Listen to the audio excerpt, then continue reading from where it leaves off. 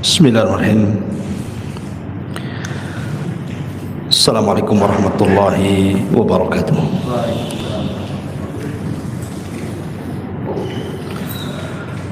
Alhamdulillah wassalatu wassalamu ala Rasulillah wa ala alihi wa sahbihi wa mawalah wa la hawla wa la quwwata illa billahi wa ba'du. Alhamdulillah, segala puja dan puji hanya milik Allah subhanahu wa ta'ala. Salawat dan salam kita hadiahkan kepada Rasul kita Nabi besar Muhammad sallallahu alaihi wasallam.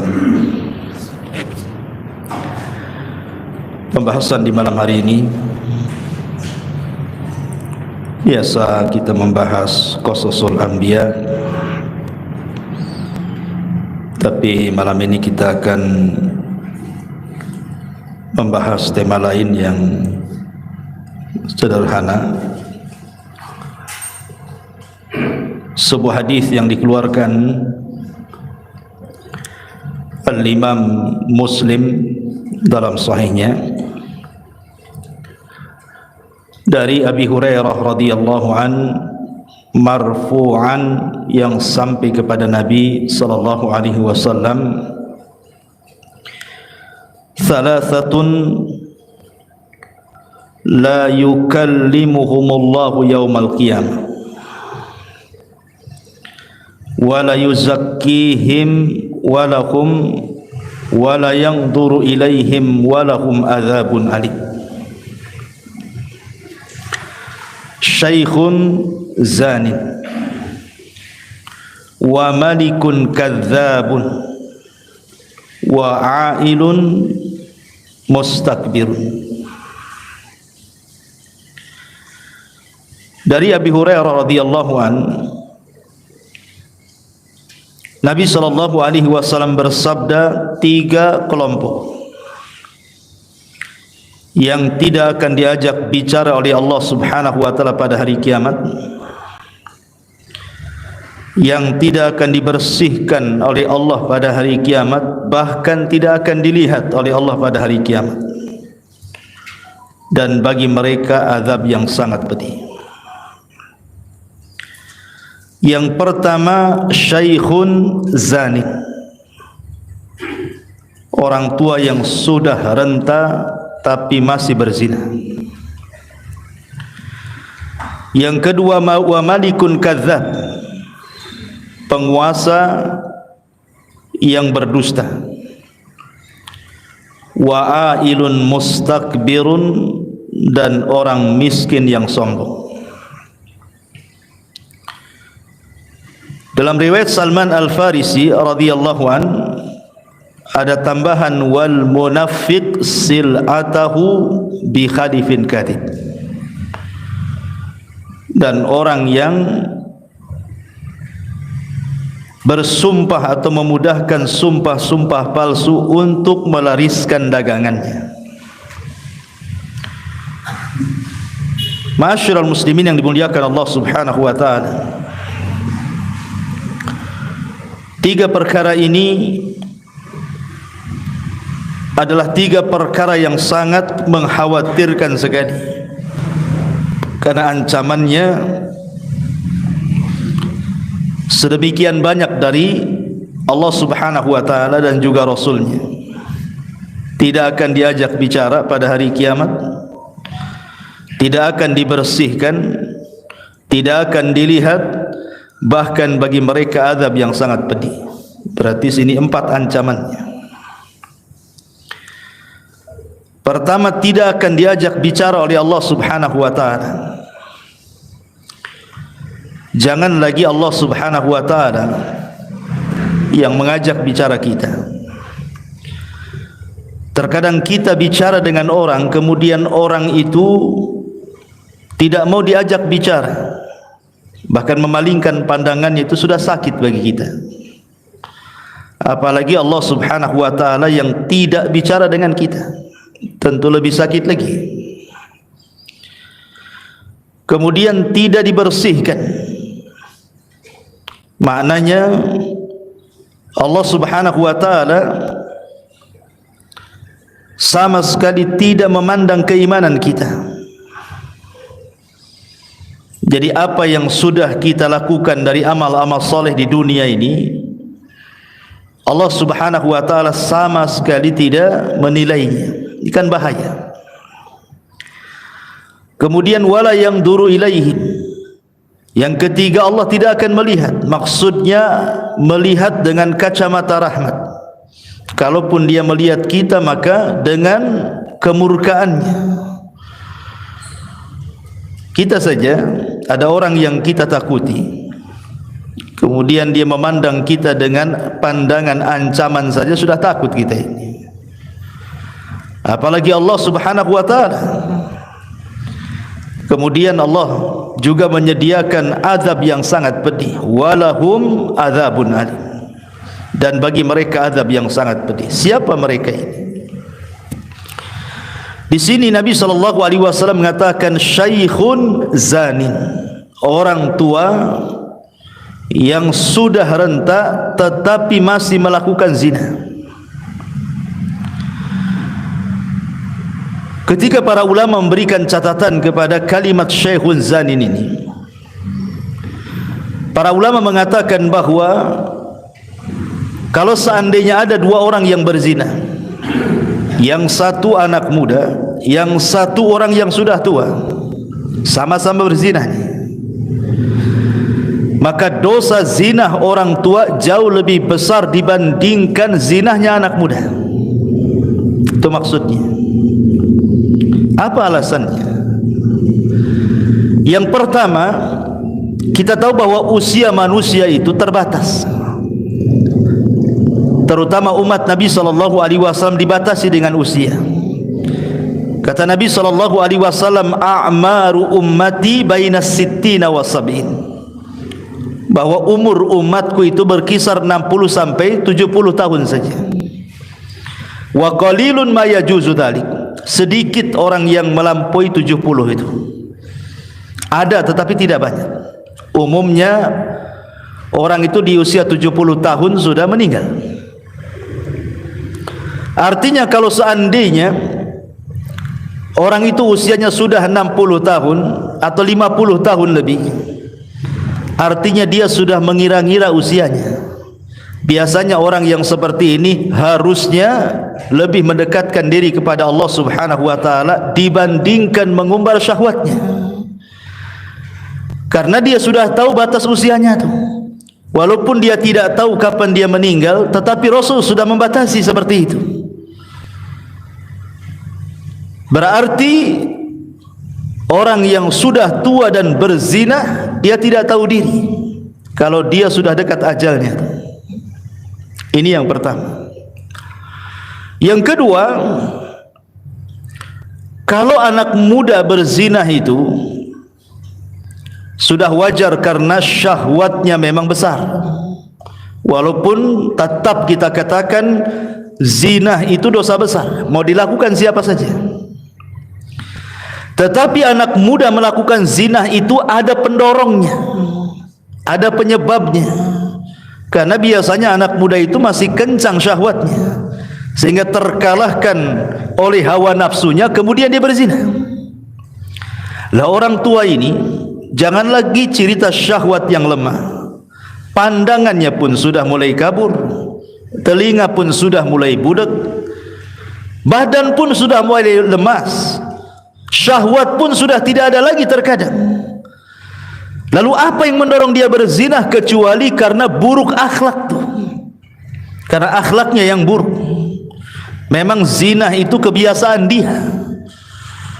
Makanya kenapa kemudian dosa orang tua yang berzina jauh lebih besar dibandingkan anak muda yang berzina? Karena anak muda berzina itu ada pendorongnya. Kalau orang tua, apa yang mendorong dia berzina? Ini yang kedua.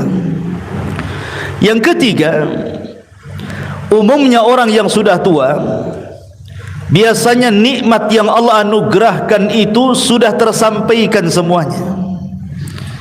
Dia sudah punya istri, dia sudah punya anak, sebagian besar sudah punya cucu. Artinya bahwa dia pernah merasakan yang halal, yang Allah halalkan kepadanya kan. Kenapa kemudian dia meninggalkan yang halal kemudian berpaling ke yang haram? Kalau tidak rusak hatinya. Maka ini juga pendorong kenapa Syekhun Zanin ini dikhususkan dalam hadis ini oleh Nabi sallallahu alaihi wasallam. Kemudian yang terakhir, umumnya orang sudah tua ini kalau dia berzina berarti dia lebih banyak mendolimi keluarganya. Sebab itulah Nabi sallallahu alaihi wasallam mengkhususkan Syekhun Zanin, orang tua yang berzina, maka dosanya lebih besar dibandingkan anak muda yang berzina. Sama seseorang laki-laki berzina dengan wanita pelacur, dengan seorang laki-laki berzina dengan tetangganya, itu kan beda hukumnya. Walaupun sama-sama zinahnya, tetapi berzina dengan pelacur lebih sedikit dosanya dibandingkan berzina dengan tetangganya. Kenapa demikian? Karena kalau dia berzina dengan wanita tetangganya atau laki-laki tetangganya berarti dosanya double. Pertama dosa zinahnya, yang kedua dosa merobek hak-hak bertetangganya. Itulah yang kemudian dosa zina itu tidak satu level tetapi bertingkat-tingkat. Sama juga di sini dengan Syekhun Zanin, orang tua yang berzina. Ini yang pertama. Kemudian yang kedua kata Nabi sallallahu alaihi wasallam, wa malikun kadzdzab. Malikun kadzdzab, penguasa yang berdusta. Kenapa kemudian Nabi sallallahu alaihi wasallam mengkhususkan penguasa yang berdusta lebih besar dosanya dibandingkan orang biasa berdusta? Bukankah dusta itu sama-sama dosa besar? Anda berdusta juga dosa besar, penguasa berdusta juga dosa besar. Lalu kenapa kemudian para penguasa kalau mereka berdusta dosanya lebih besar dibandingkan orang biasa? Karena apa yang mendorong penguasa berdusta kepada rakyatnya coba? Sementara hukum ada di tangannya, kebijakan-kebijakan rakyat itu ada di tangannya. Untuk apa dia berdusta? Bukankah dia yang membuat undang-undang? Baik umpamanya kebaikan untuk rakyatnya ataupun keburukan untuk rakyatnya. Kita ini sebagai rakyat tidak bisa apa-apa. Apa kata pemerintah, ya aja ngikutkan begitu.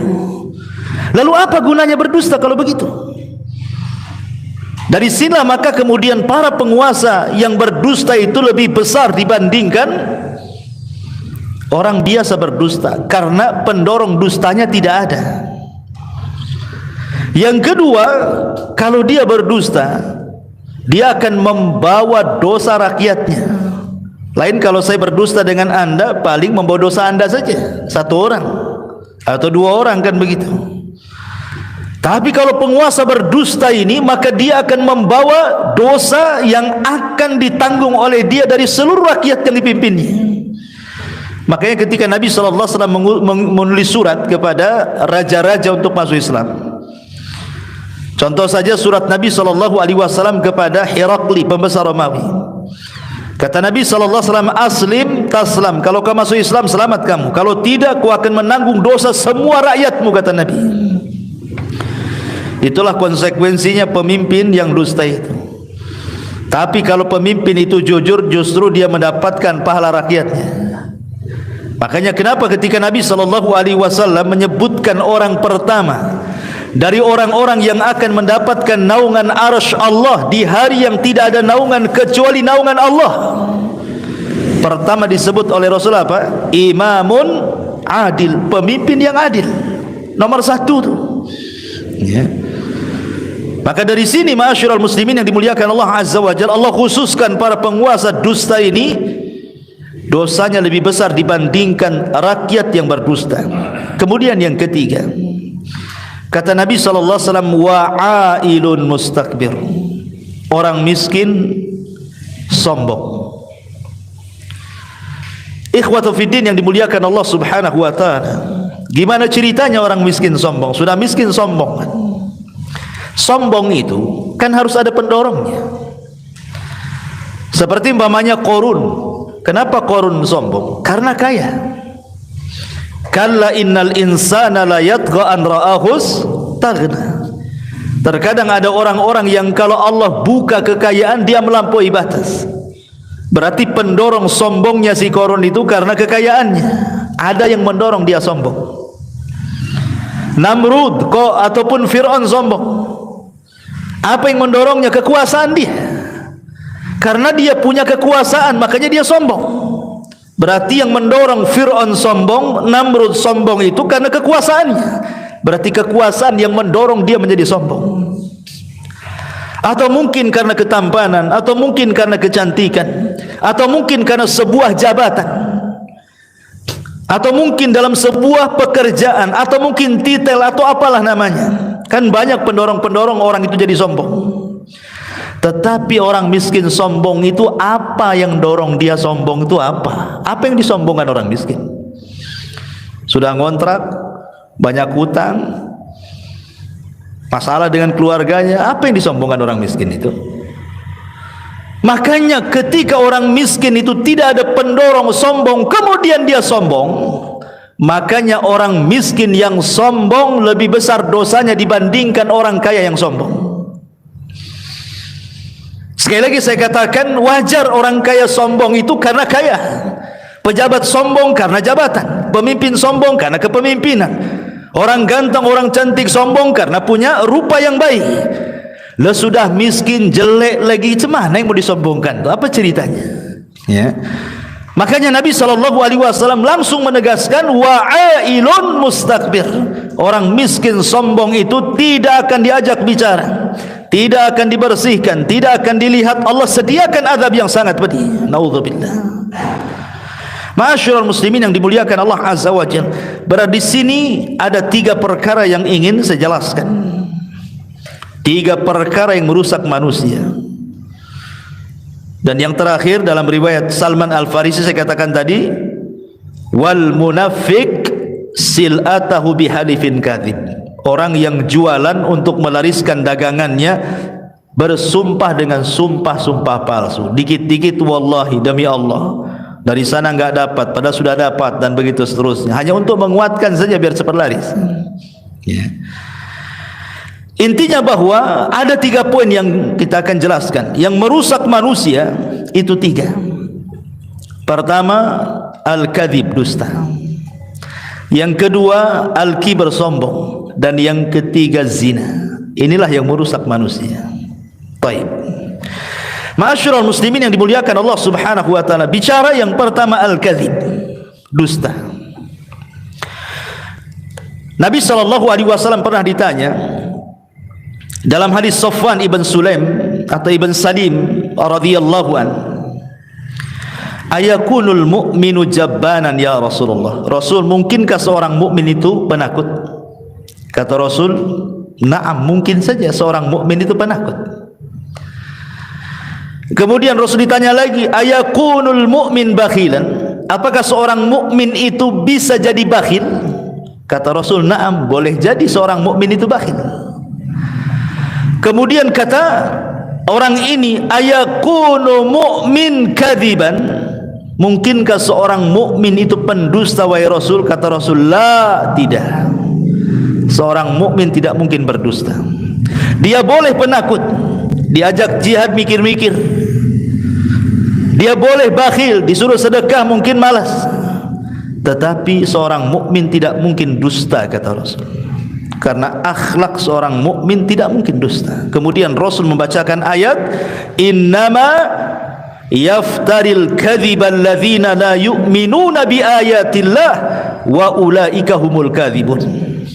Hanya saja orang-orang yang mengarang-arang kedustaan itu dilakukan orang-orang yang tidak beriman dengan ayat-ayat Allah, dan mereka adalah para pendusta. Allah nafikan iman dalam ayat ini kepada para pendusta, karena seorang mukmin tidak mungkin berdusta. Jangankan seorang mukmin, di zaman jahiliyah, dusta itu aib bagi mereka. Amr ibn As radhiyallahu anhu sebelum masuk Islam masih kafir, masih musyrik, masih menyembah berhala. Dia berkawan dengan Musailamah Al-Kadzab.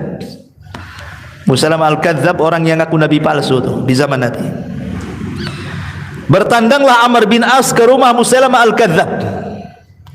Kata Musailamah Al-Kadzab, "Ya Amr, kau kan tetangga si Muhammad. Apa yang terakhir kau ingat dari surat yang diturunkan Jibril kepadanya?" Kata Amr bin As, "Yang aku ingat adalah suratul Fil." Sudah dibacakan, "Ara'aita alladhi alam tara kaifa fa'ala rabbuka bi ashabil fil alam yaj'al kaidahum fi tadlil wa arsala alaihim tayran ababil tarmihim bi hijaratin min sijil faja'alahum ka'asfin ma'kul." katanya. Hafal Amr ini walaupun masih musyrik, karena orang-orang Arab biasa ngapal syair. Ya. Kata Musailamah Al-Kadzab, "Ya, semalam juga Jibril mampir ke rumahku," katanya. Dia pun menitipkan surat kepadaku. Kata Amr bin As, "Surat apa itu?" "Suratul Difda," surat kodok, katanya. Kata Amr bin As, "Coba bacakan suratmu wahai Musailamah," katanya. Kemudian Musailamah mengatakan, "Dia Difda binta Difda aini niki mata niki fa inna a'laki fitin wa asfaluki filma." Hei kodok, anak putri kodok, silakan mengodok karena paling tinggi tempatmu di tanah, paling rendah kau dalam dasar air, katanya. Sebenarnya ayat kodok, katanya. Apa kata Amr bin As? "Wallahi inni ra'aituka kadziban."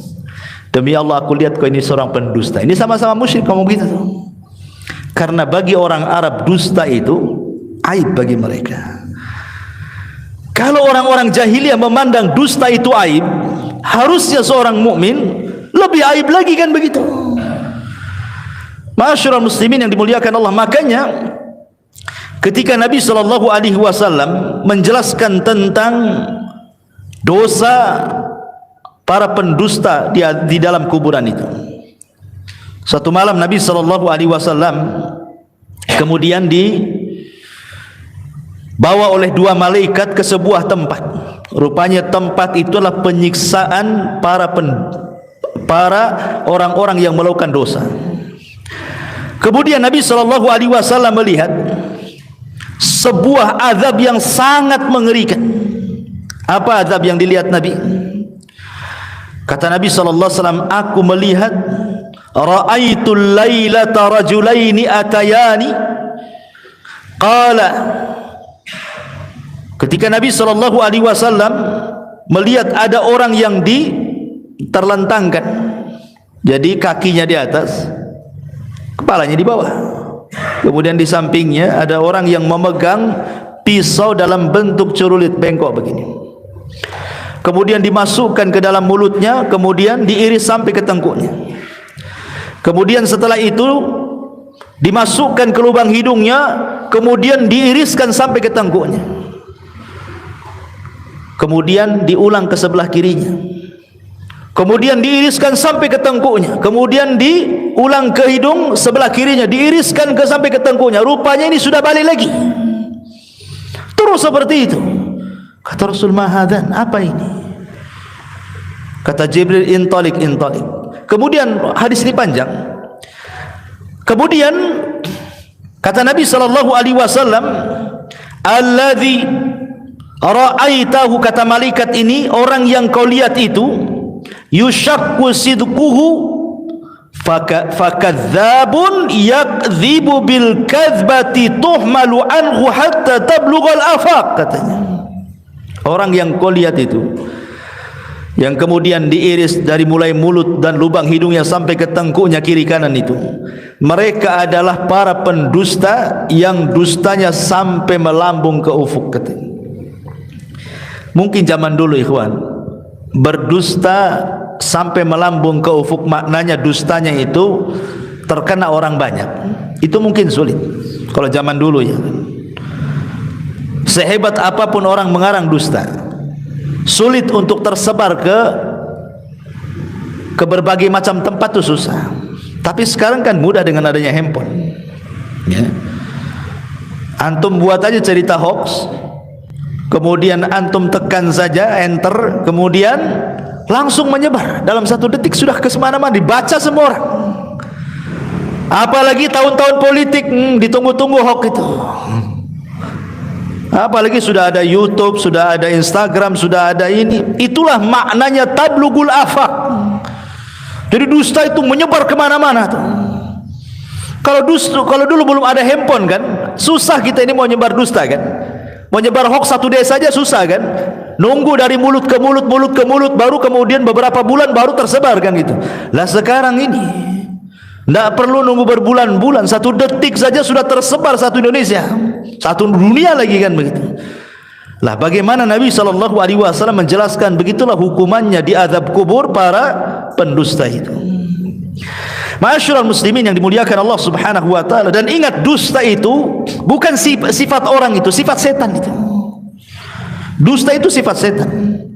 Makanya Allah Subhanahu wa taala mengatakan dalam surah Asy-Syu'ara ayat 221 sampai 223, hal unabbiukum ala man tanazzalu syayatin tanazzalu ala kulli affakin athim yulquna as-sam'a wa aktsaruhum kadzibun, kata Allah.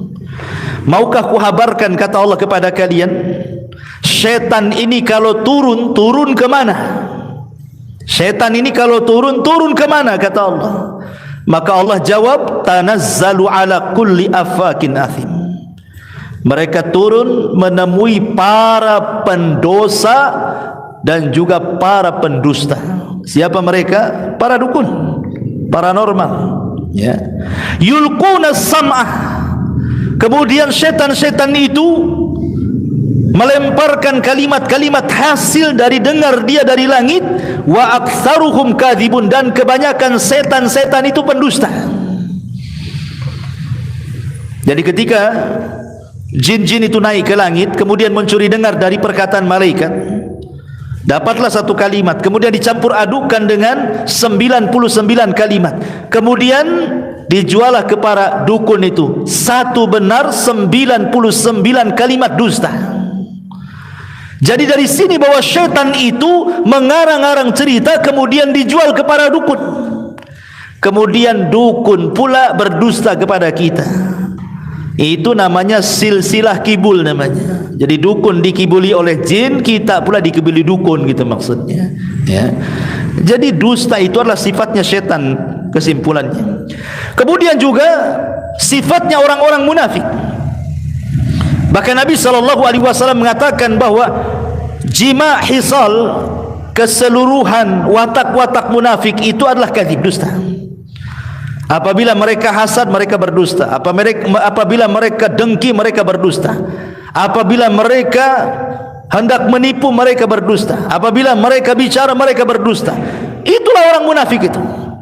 Makanya Nabi SAW mengatakan ayatu munafikin salasatun. Tanda orang munafik itu 3. Salah satunya, kata Rasul, idza haddatsa kadzab. Apabila dia ngomong, berdusta.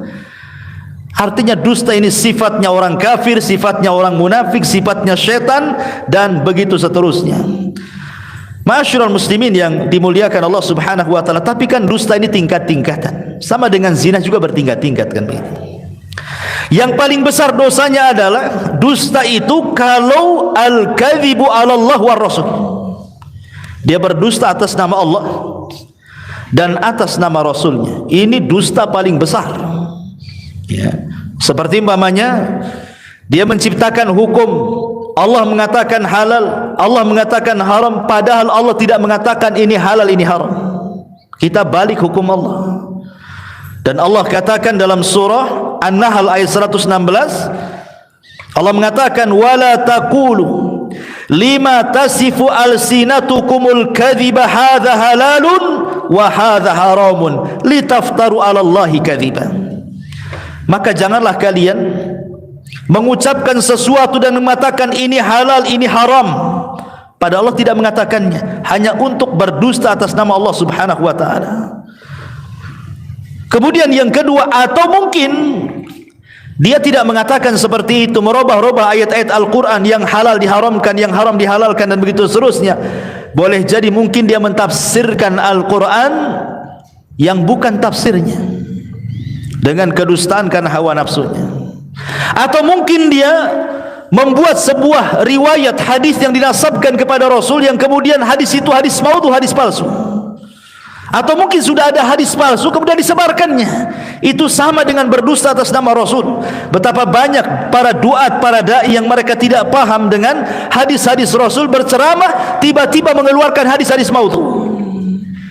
Kata Nabi SAW dalam sebuah hadis, "Man kadzaba alayya muta'ammidan falyatabawwa maq'adahu minan nar." Siapa yang sengaja berdusta atas namaku, silahkan tempat duduknya di neraka.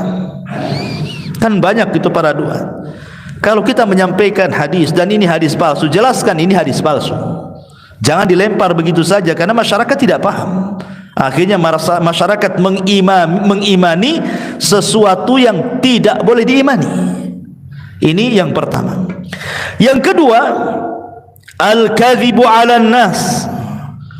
Berdusta kepada manusia seperti orang-orang munafik. Mereka berdusta. Allah mengatakan dalam Al-Quran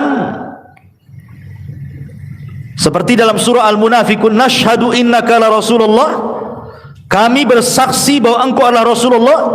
Maka Allah Subhanahu wa taala bantah, tidak, engkau tidak sedang bersaksi dia Rasul. Kenapa? Wallahu ya'lamu innaka la rasul wallahu yashhadu innal munafiqina lakadzib. Di ujung ayat Allah mengatakan innal munafiqina lakadzibun. Para orang-orang munafik itu adalah para pendusta.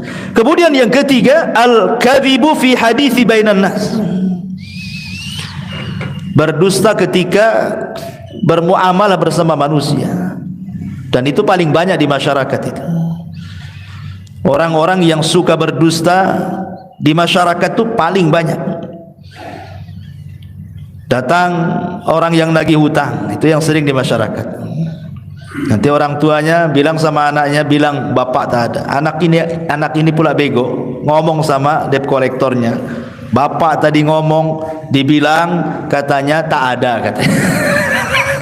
Apa enggak berang tuh debt kolektornya itu. Intinya bahwa ini paling banyak di masyarakat adalah ketika mereka berbicara suka berdusta. Kemudian yang keempat, al-kadzib li idhakin nas. Ini para pelawak. Berdusta untuk membuat orang tertawa. Hati-hati ya. Kadang-kadang saya tidak paham kenapa profesi para pelawak itu dengan bangganya mereka melawak. Kemudian dalam lawakannya mereka berdusta hanya untuk mendapatkan tertawaan manusia. Ini dosa besar. Nabi SAW mengatakan wail. Bayangkan diawali dengan kalimat wailun, kata Rasul. Wailun lilladzi yuhadditsu bil hadithi liyudhika bihil qaum fayakdzib. Wailun lahu kata Rasul. Neraka wel. Tahu wel? Wel itu sebuah lembah di dasar jahanam yang sangat dalam, yang sangat hitam, yang sangat busuk. Itulah wel. Sebuah lembah di neraka jahanam itu disebut wailun.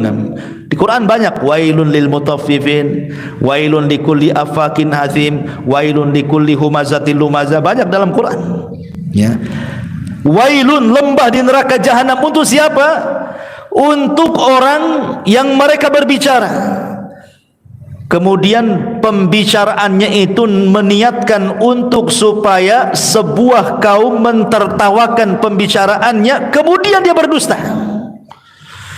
Jadi dia melawak kemudian berdusta supaya orang tertawa. Wail, kata Nabi 3 kali, wailun lahu katanya. Nauzubillah ya. Kemudian juga yang nomor 5, al-mubalaghatu fil itra' wal madah. Atau orang terlampau menyanjung orang. Di zaman dulu banyak orang-orang yang ingin mendekati para pemimpin, para khalifah, sehingga kemudian melantunkan syair-syair walaupun harus berdusta, yang penting khalifah senang. Para penjilat ya. Dan itu juga banyak di masyarakat kita. Apabila kita menjagokan pamannya pemimpin tertentu, kemudian memuja-muji, kemudian di-share di shot ataupun di YouTube atau di apa kan, memuji dengan berlebihan kan, padahal berdusta. Oh, si anu itu sudah ini yang sudah dilakukannya selama menjadi pemimpin begini. Enggak ada sebenarnya. Ya ada, tapi sebagian tidak ada. Tapi dia berdusta hanya untuk kemudian kampanye ke sana kemari itu. Ini tidak boleh seperti ini dusta juga. Dosa besar. Apa yang Anda cari dari dusta itu sebenarnya? Ya. Kemudian yang nomor 6, al-kadhibu atau kadhibut tajir fi bayani sil'atihi. Ini juga banyak di pasar-pasar. Dustanya para pedagang biasanya ya, untuk melariskan dagangannya, maka dia rela menyembunyikan aib dagangannya itu supaya laris. Dan itu umum di pasar-pasar. Karena pasar itu sendiri adalah tempat perangnya setan. Kata Nabi sallallahu alaihi wasallam, syarrul makan aswaquha, seburuk-buruk tempat itu pasar-pasarnya. Tidak ada di dunia tempat yang paling buruk melebihi pasar. Disitulah syaitan menancapkan bendera perangnya. Kenapa demikian? Karena tidak ada dosa di luar pasar kecuali ada di pasar.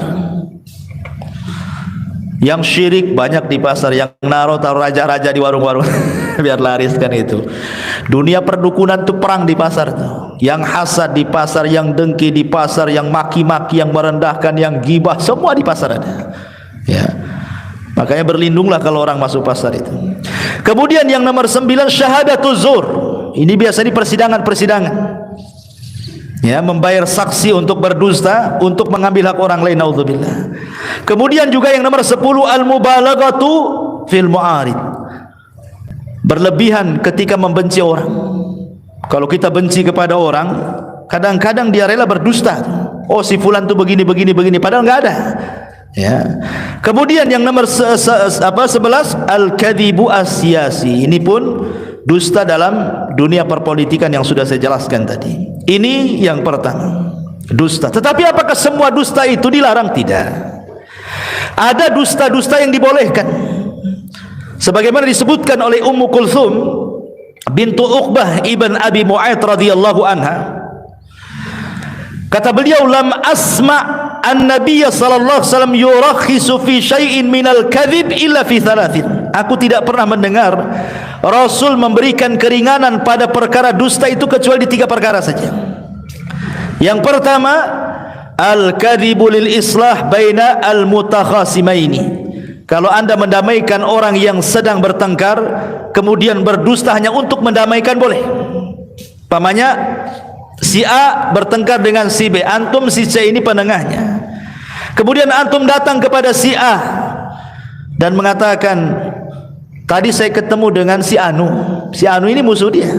Masya Allah, dia itu memuji-muji kamu loh. Padahal dia memaki-maki. Dia memuji-muji kamu. Kamu itu sebenarnya baik itu menurut dia. Padahal tidak pernah mengucapkan kalimat itu.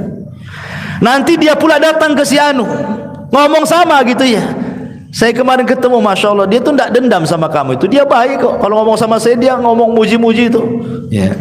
Akhirnya kan meredakan keduanya sifat dengki kan. Permusuhannya kan diredamkan. Ini enggak masalah berdusta seperti ini. Yang enggak boleh itu antum ke sana bawa gas yang 5 kilo, yang ke sini bawa gas yang 10 kilo. Ah, itu namanya antum mau ngadu domba itu. Itu enggak boleh. Ya. Ini yang pertama. Yang kedua, al-kadhibu li irdha'i zaujah. Antum berdusta hanya untuk menyenangkan istri, enggak masalah. Ya, enggak masalah. Istri masak keasinan, enak katanya. Luar biasa. Ini kalau dimakan salero basamo ini. Padahal asinnya naudzubillah kan. Enggak ada masalah. Terutama antum yang poligami. Biasanya banyak dusta orang poligami itu. Enggak ada masalah, hanya untuk supaya istri pertama enggak marah mamanya kan. Nah, di mana bang? Padahal lagi di istri kedua, lagi di pasar kan. Sebab kalau antum bilang di istri kedua apa nggak murung-muring kan gitu ya. Maka hanya untuk mencari keridhaan tidak ada masalah. Tetapi jangan terus-terusan kan itu ya, ada batasnya. Kemudian juga dalam melihat pakaian istri, melihat penampilan, melihat macam-macam kan itu. Pandai-pandailah berdusta, karena dusta ini terkadang mengawetkan rumah tangga. Terkadang jujur itu justru memberantakan rumah tangga kan itu. Jujur saya sama kamu, apa? Kamu itu bau, kamu ini. Enggak stres istrinya ya. Terkadang perlu dusta juga. Dusta dalam rumah tangga itu terkadang penyedap ya. Kemudian juga yang ketiga, khida'ul a'da fil ma'rakah. Dusta dalam peperangan tidak ada masalah. Sebagaimana sombong dalam peperangan itu boleh. Seperti Ali sombong dalam peperangan untuk mengodonkan lawan itu, dia sombong dia. Kamu tahu siapa saya, kata Ali. Ana alladhi sammatni ummi Haidarah. Saya ini orang yang ibuku ngasih nama macan liar. Kau mau apa, katanya. Enggak ada masalah. Sombong dalam peperangan enggak apa-apa, tapi di luar perangan enggak boleh sombong. Dusta dalam peperangan boleh, yang penting musuhnya kalah.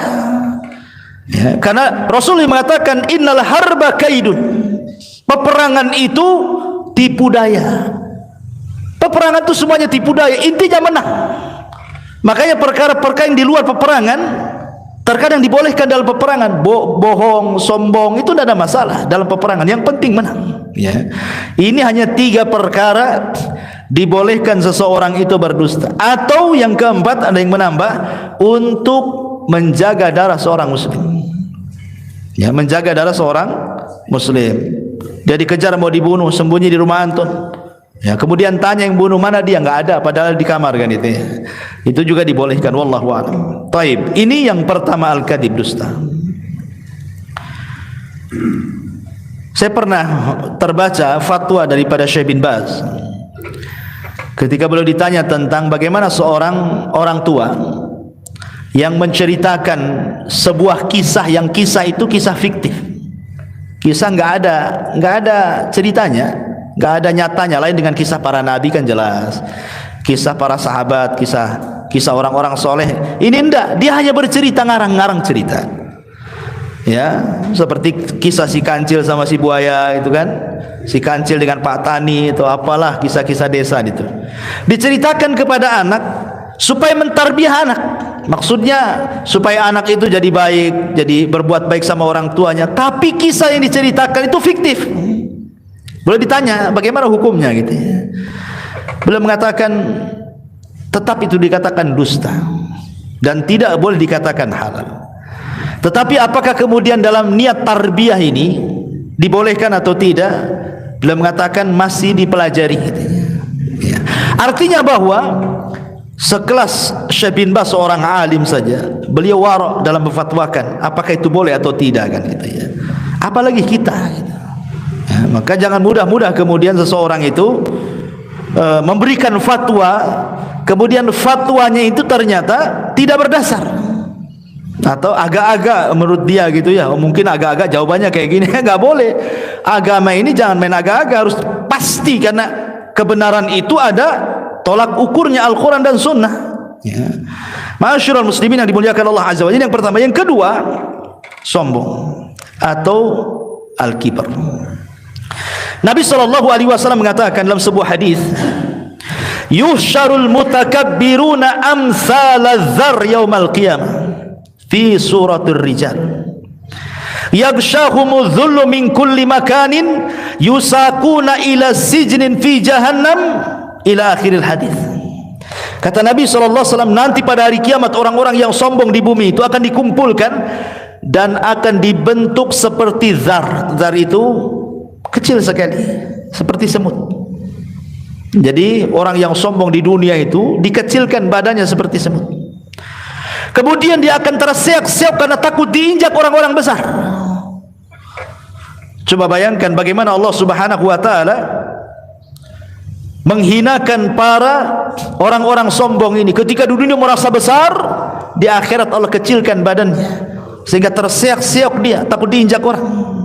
Begitulah al-jaza min jinsil amal. Balasan itu disesuaikan dengan amalannya.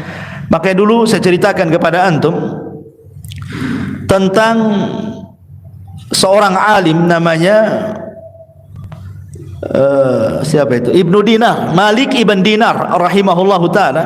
Malik ibn Dinar rahimahullahu taala, ketika ada seorang yang sangat masyhur namanya Muhallib ibn Abi Sufrah. Muhallib ibnu Abi Sufrah. Dia seorang jenderal perang, itu ma'ruf. Jenderal perang, seorang muslim. Ya. Dia bisa membawa pasukannya dan selalu membawa kemenangan dalam perangnya itu. Muhallib ini, ma'ruf kisahnya Muhallib ini, jenderal perang di zaman itu. Jadi ada seorang ulama namanya Malik ibn Dinar rahimahullahu ta'ala.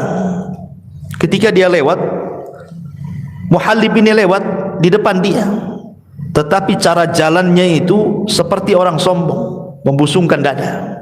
Ya. Maka Malik ibn Dinar kemudian tidak suka dan mengatakan, cara jalanmu ini adalah jalan yang Allah murkai. Sebaiknya jangan jalan seperti itu. Biasa saja. Ya. Apa karena kau jenderal gitu bahasanya? Tapi bahasa ulama ini mengatakan sebaiknya kau jangan jalan seperti itu, karena jalan seperti itu adalah jalan yang dimurkai Allah. Kemudian Muhalib, karena dia seorang jenderal perang, mengatakan, ata'rifuni, berani-beraninya kau bicara kepadaku dan menasihati diriku, tahukah siapa aku, katanya. Maka kata Malik ibn Dinar, na'am, saya tahu persis siapa kamu, katanya. Saya tahu persis siapa kamu. Kemudian kata Muhalib, kalau begitu siapa saya, katanya. Dikiranya Malik ibn Dinar akan mengatakan kau seorang jenderal, engkau seorang panglima perang. Tidak, kata Malik ibn Dinar, dia mengatakan, aku tahu siapa kamu. Bukankah kamu adalah manusia yang terlahir min nutfatin adhirah, dari sperma yang kotor, keluar dari tempat keluar air najis, katanya. Kok ini orang yang keluar dari sperma yang kotor, keluar dari 2 lubang najis 2 kali, dan sekarang di balik bajumu itu terkandung najis kotoran. Dalam perutmu itu banyak kotorannya.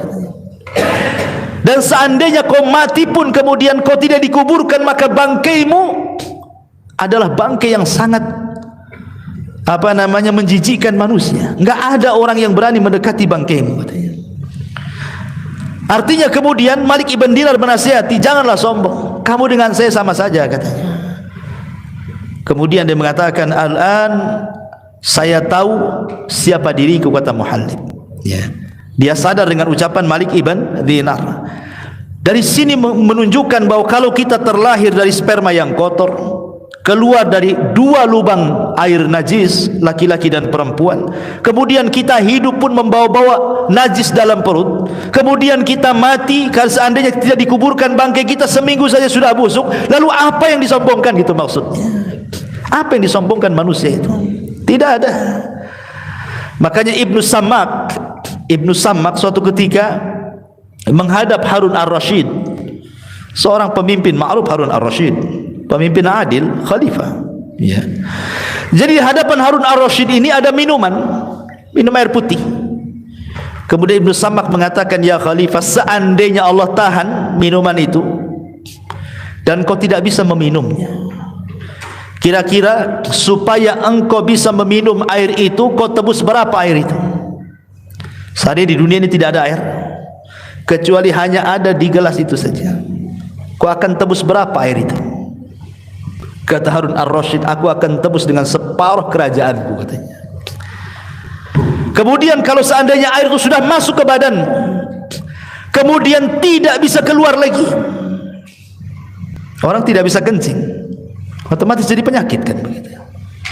Bisa mati orang. Kira-kira supaya bisa keluar dari perutmu itu air itu, kau berani bayar berapa? Kata Harun ar-Rasyid, aku bayar dengan seluruh kerajaanku, katanya. Lihat, satu kerajaan yang dimiliki Harun ar-Rasyid tidak sebanding dengan 1 gelas air. Lalu apa yang disombongkan, gitu maksudnya. Kalau dunia ini tidak lebih daripada segelas air, ya. Makanya ketika Allah Subhanahu wa taala menceritakan tentang kisah orang-orang yang sombong dalam Al-Quran, lihat akibat mereka.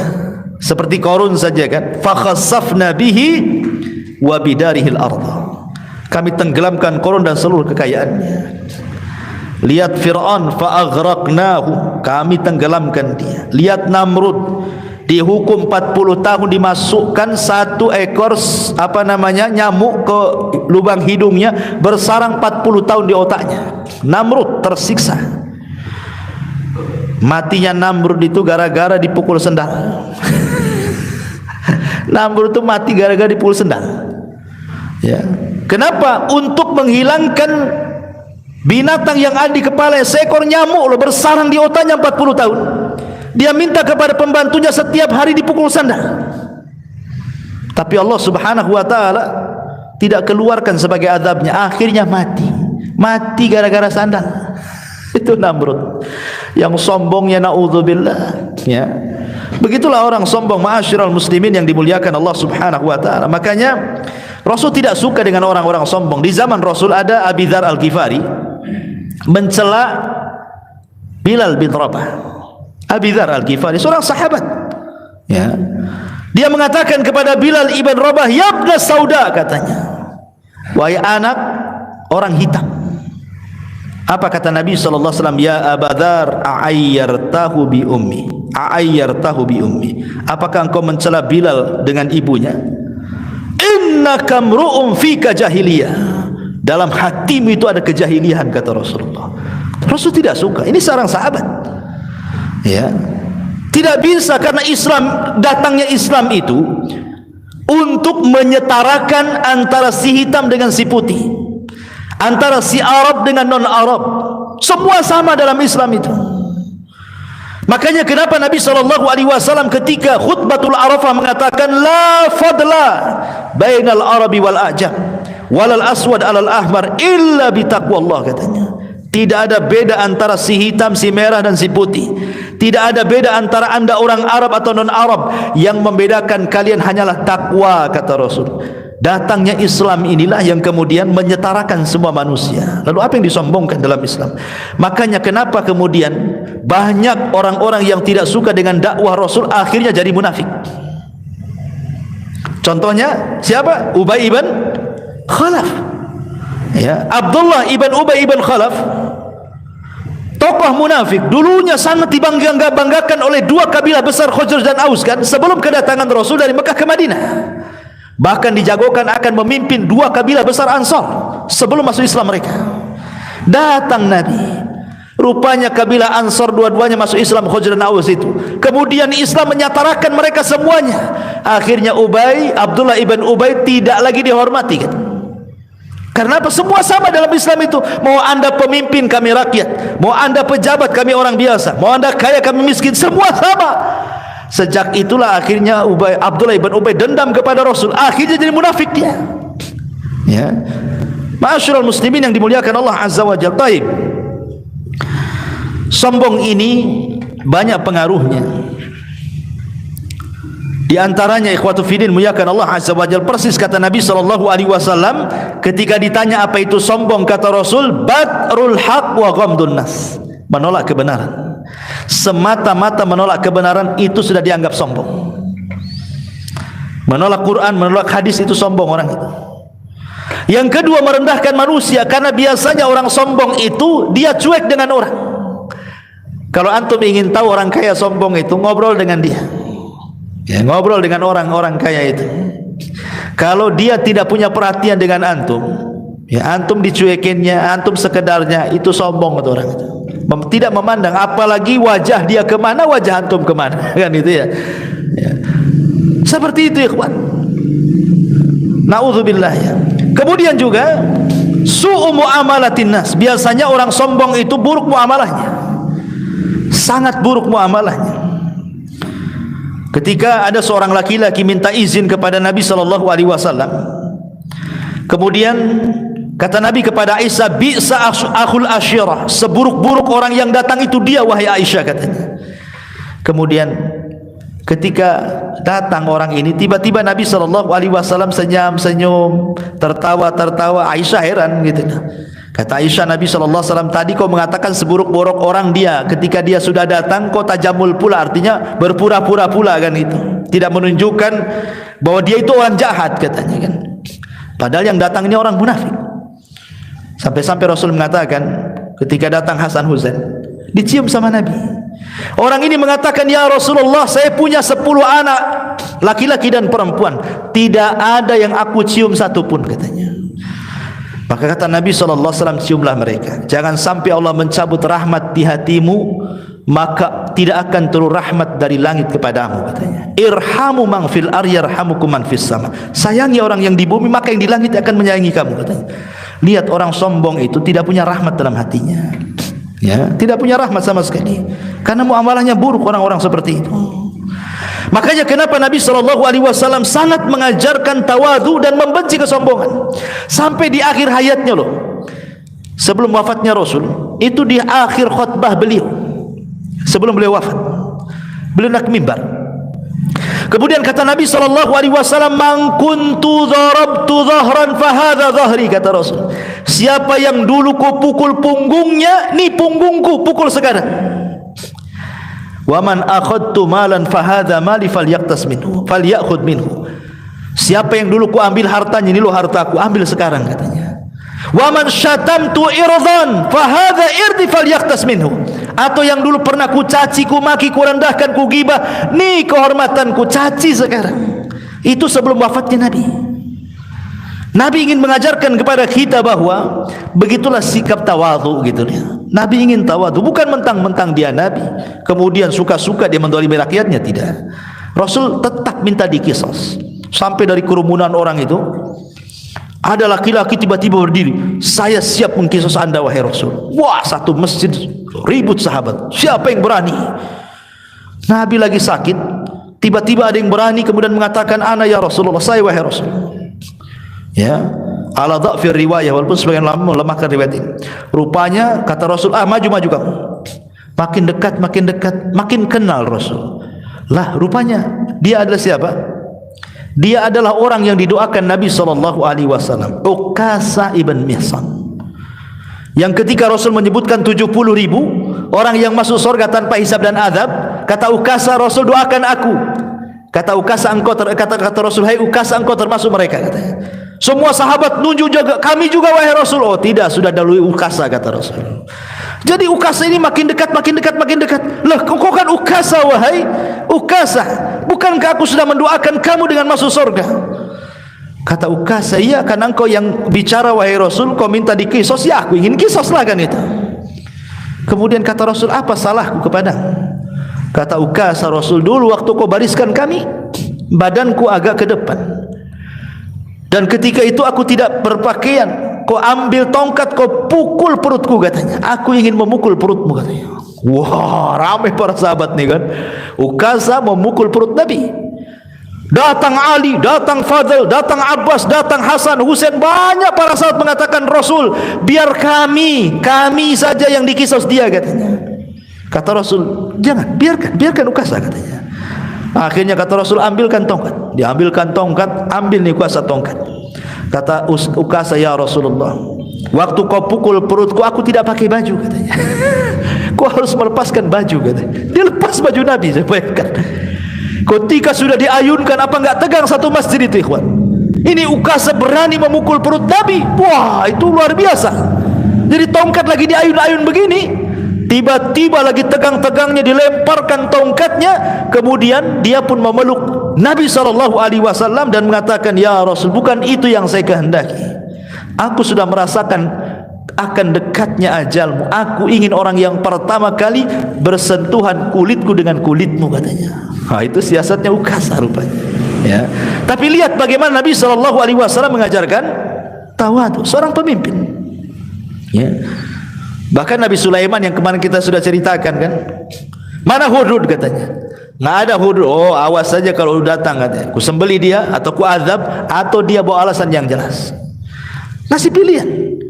Ya. Bisa saja Sulaiman kalau pemimpin yang diktator, "Mana Hudhud?" udah datang disembeli kan begitu ya.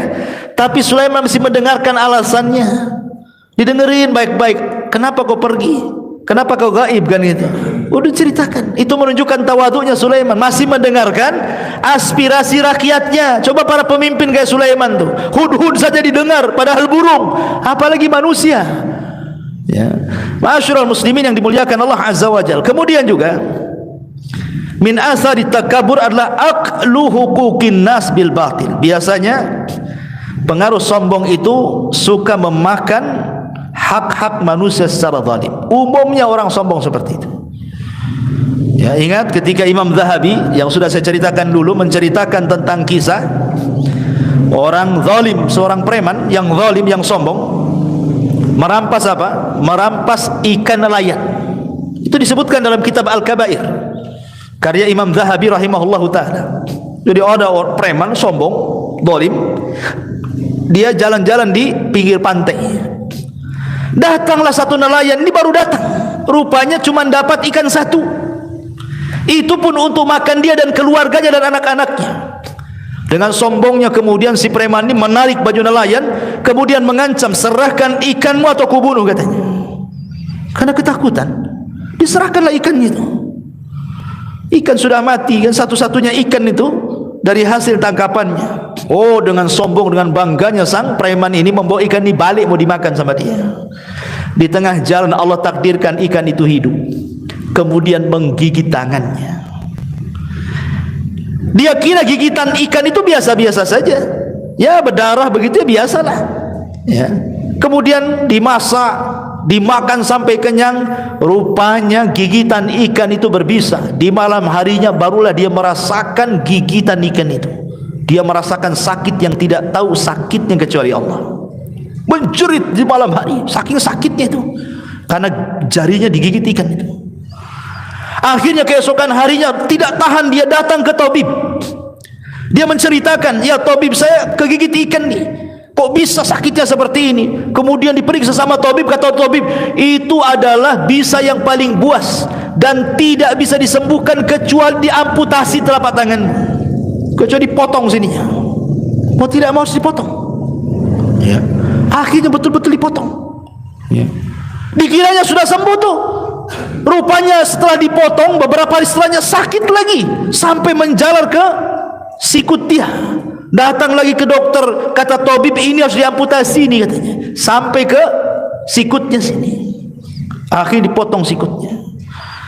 Dikiranya sudah sembuh, rupanya sudah sembuh sampai menjalar lagi ke tempat tenaganya ini. Akhirnya sang dokter ini heran, karena dia sering menangani penyakit itu, tidak separah ini masalahnya. Jadi dokter ini ngomong, sebenarnya kamu itu kenapa? Apanya sekedar digigit ikan saja, katanya. Nggak mungkin, mungkin ada cerita yang lain lah, katanya. Jadi sang preman yang sombong ini baru bercerita dia. Sebenarnya bukan itu ceritanya. Itu ikan yang aku makan, yang menggigit jariku di awal pertama itu adalah ikannya nelayan. Perlu diceritakan dari awal sampai akhir. Kata dokter, inna lillahi wa inna ilaihi rajiun. Coba sebelum kau datang untuk diamputasi pertama kali telapak tanganmu, kau minta maaf dulu sama nelayan itu, maka sembuh penyakitmu, katanya. Gak perlu kau dipotong-potong kayak gini tanganmu, katanya. Sebelum aku potong habis tanganmu, sebaiknya kau cari nelayan itu, minta maaf, katanya. Aku dicari-cari nelayan itu sampai akhirnya ketemu, ya. Kemudian dia mengatakan, samihni ya fulan, maafkan aku wahai fulan. Nelayan ini bingung, ya. Kemudian kata lain, siapa kamu? Aku nggak kenal. Aku yang ngambil ikanmu dulu, katanya. Tolonglah maafkan dalam kondisi aku seperti ini, katanya.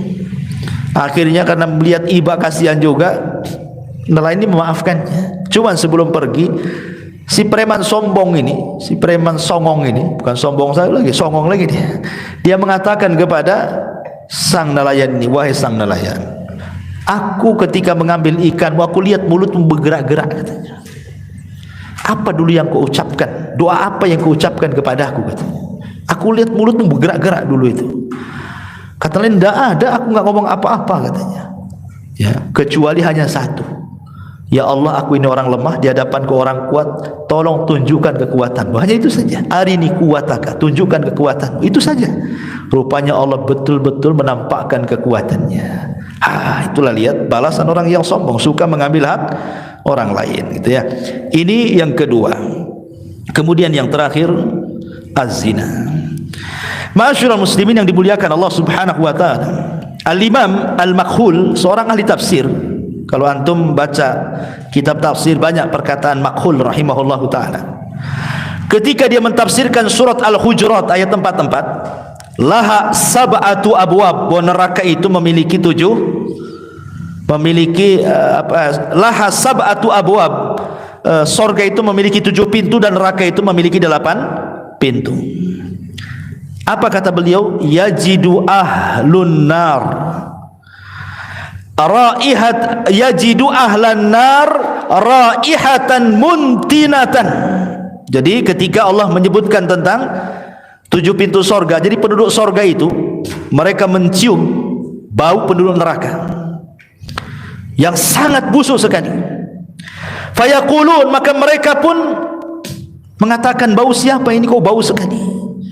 Ya, fayuqalu lahu, maka dikatakan kepada mereka, hadhihi rihu furujiz zina. Inilah bau busuk yang keluar dari kemaluan-kemaluan para pezina.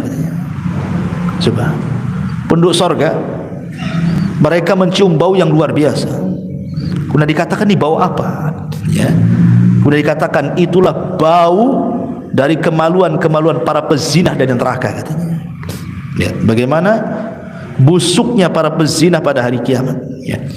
Ma'asyiral muslimin yang dimuliakan Allah Azza wa Jalla, bahkan disebutkan dalam hadis Ibnu Umar radhiyallahu an, ketika Nabi sallallahu alaihi wasallam menasihati orang-orang Muhajirin, salah satunya kata Nabi SAW dalam nasihat beliau, lam tadharil fahisha fi qaumin qattun hatta yu'linu biha illa fasha fihimut ta'un wal auja allati lam takun madat fi aslafihimul ladzina madaw.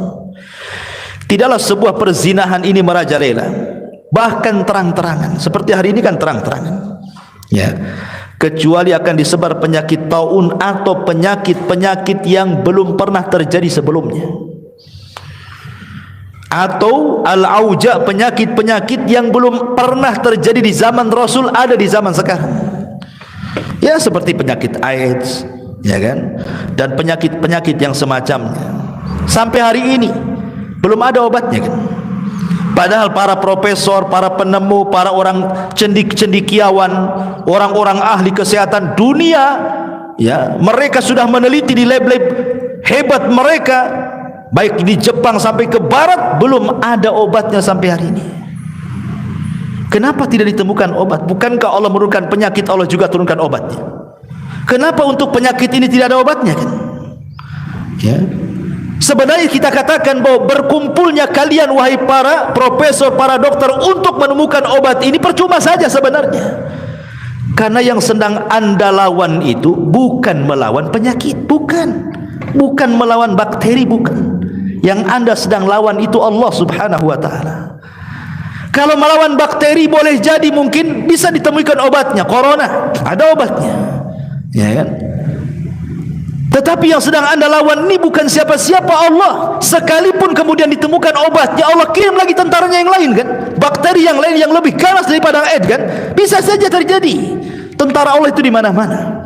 Ya. Makanya Nabi SAW 14 abad yang silam sudah mengatakan, kalau itu sudah terang-terangan, namanya LGBT, perzinahan, homoseksual dan yang semacamnya, ingat, akan dikirim berbagai macam penyakit yang belum ada di zaman Rasul, ada di zaman kalian, katanya. Dan itu sudah terbukti. Sudah terbukti. Ya. Ma'asyiral muslimin yang dimuliakan Allah Azza wa Jalla. Makanya kenapa kemudian Nabi SAW mengatakan, ma min dzambin ba'da syirki a'zam indallah min nutfatin wada'aha ar-rajulu fi rahimin la yahillu lahu. Kata Nabi SAW, tidak ada dosa setelah kesyirikan yang lebih besar di sisi Allah dibandingkan satu tetes air mani yang diletakkan seorang laki-laki kepada seorang rahim wanita yang bukan halal padanya. Hadis ini dikeluarkan dalam Kanzul Ummal oleh Ibnu Abi Dunya rahimahullahu ta'ala. Bahkan disebutkan dalam kitab Al-Awsat oleh Imam At-Tabrani, Nabi SAW mengatakan, iyyakum waz-zina fa inna fihi arba' khisalin. Hati-hati jangan berzina, karena dalam zina itu ada 4 perkara. Yang pertama, yadhhabul baha 'anil wajhi, hilang, ya, kecerahan wajahnya. Yaqta'ur rizqa, terputus rizkinya. Wa yaskhatur rahman, murkanya Allah akan datang kepadanya.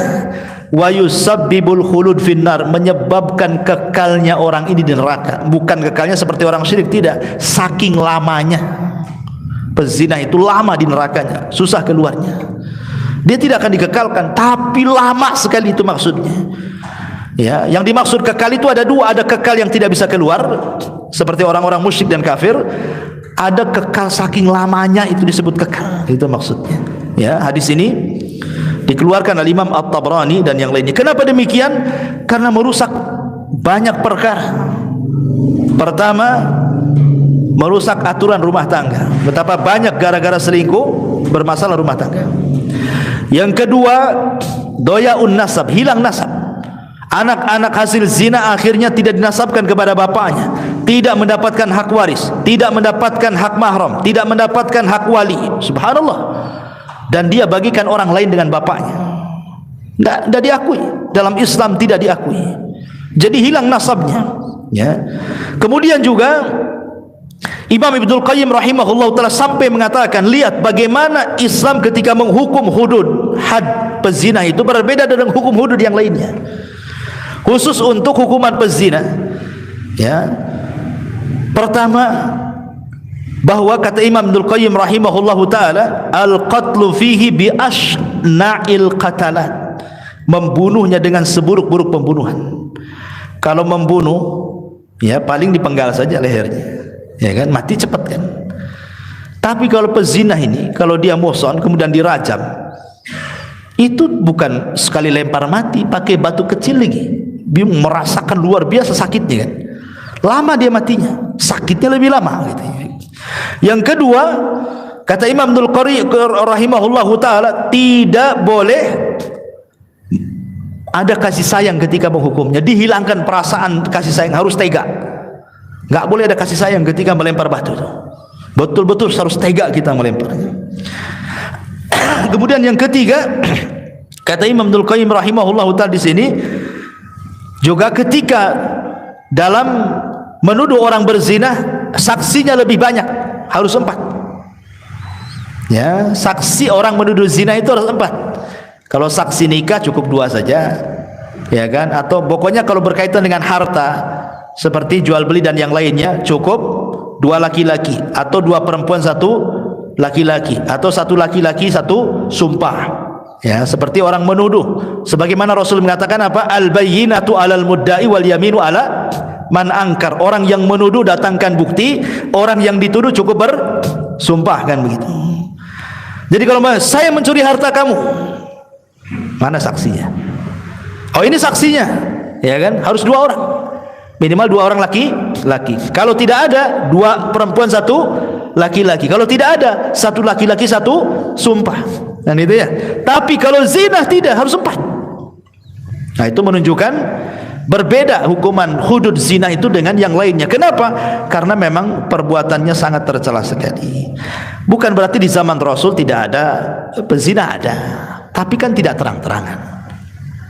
Ya, seperti contoh seumpamanya seorang wanita di zaman Nabi SAW, ada seorang wanita dari kabilah Ghamidiyah. Dia berzina dengan seorang laki-laki dari kabilah Ma'is, seorang budak. Akhirnya hamil, kemudian datang kepada Rasulullah. Itu kan berarti di zaman itu juga ada perzinahan kan. Tapi kan tidak terang-terangan. Ya. Wanita ini pun dia mengaku, dan ngaku itu sekuat-kuatnya bukti, tidak perlu saksi. Kalau orang ngaku ngapain pula ada saksi kan? Udah ngaku. Mengatakan Rasul, zanaitu fatahirni, saya sudah berzina, bersihkan saya. Kata Rasul, boleh jadi kau hanya pelak-peluk saja, kau cium-cium saja, pulanglah. Maksud kata Rasul itu jangan ngaku, taubat saja sudah selesai. Cuman wanita ini betul-betul ingin bersihkan jiwanya. Rasul, kalau tidak percaya sudah hamil loh ini. Nih, ada di sini anaknya. Ya. Oh, kata Rasul gini saja, kamu lahirin dulu anakmu, baru kau kemari lagi. Seandainya dia tidak balik, tidak akan dicari Nabi. Ya. Tapi karena wanita ini betul-betul ingin tobat, habis lahir anaknya, datang bawa bayi dia. Rasul, zanaitu fatahirni. Rasul, nih bayinya. Kau kan menyaratkan bayinya harus lahir. Ini sudah lahir, tolong rajam saya, katanya. Kata Rasul, oh tidak bisa, ini disusui di 2 tahun, katanya. Pulang kamu. Maksudnya jangan balik gitu, udah tobat saja gitu ya. Itu bagaimana rahmatnya Islam. Tapi memang dasar wanita ini ingin tobat betul-betul, sudah 2 tahun. Datang dia bawa anaknya. Nih, anak saya sudah 2 tahun wahai Rasul. Zanaitu fatahirni, tolong rajam saya, katanya. Kata Rasul, ada enggak yang mengkafir dari keluargamu? Ada, ini bibi saya, paman saya, katanya. Dia sudah siap mengkafir saya. Akhirnya karena dia yang minta, dirajam wanita ini. Ketika dirajam, Khalid bin Walid semangat, pak, sampai darahnya muncrat ke badannya, sampai di celaknya wanita itu. Kata Rasul, la tasubbuha, jangan kau cela wanita itu. Laqad kanat taubah, dia sudah bertobat. Kalau tobatnya dibagikan ke 70 penduduk Madinah, cukup untuk mereka, kata Rasul. Ya. Kalau tobatnya wanita ini dibagikan kepada 70 penduduk Madinah, itu sudah cukup bagi mereka. Kenapa? Karena melihat keikhlasannya. Ya. Tapi lihat bagaimana Islam, ya, bagaimana Islam itu penuh dengan rahmat. Walaupun dia sudah berzina, tobat saja gitu maksudnya. Dan kalau sudah bertobat bukan dikatakan pezina lagi, nggak boleh. Kalau dulunya dia pezina kemudian bertobat, jangan dibilang pezina, tidak. Dia sudah tobat, dia jadi wanita baik-baik lagi. Karena tobat itu menghapuskan dosa yang sebelumnya, sebagaimana Islam juga menghapuskan dosa kekufurannya. Nah, inilah di antara 3 dosa yang disebutkan dalam hadis Nabi sallallahu alaihi wa ala alihi wasallam. Wallahu a'lam bishawab. Subhanakallahumma bihamdika asyhadu an la ilaha illa anta astaghfiruka wa atubu ilaik. Wallahu ta'ala alam. Assalamualaikum warahmatullahi wabarakatuh.